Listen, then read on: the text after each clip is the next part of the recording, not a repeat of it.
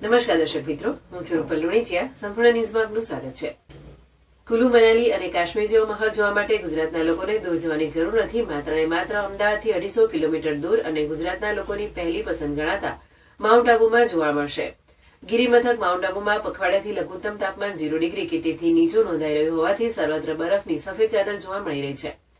ગુજરાત રાજ્ય રેડિયાને આવેલા રાજસ્થાનના એકમાત્ર હિલ સ્ટેશન માઉન્ટ આબુમાં છેલ્લા પખવાડિયાથી 0 કે તેથી નીચું લઘુત્તમ તાપમાન નોંધાઈ રહ્યું હોવાથી ખુલ્લામાં પાર્ક કરેલા વાહનો સહિત બાગ બગીચામાં બરફની સફેદ ચાદર પથરાયેલી જોવા મળી રહી છે. તો બીજી બાજુ સ્થાનિક લોકો અને પર્યટકો કુદરતી સૌંદર્ય વચ્ચે કુલુ મનાલી જેવા માહોલની મજા માણી રહ્યા છે.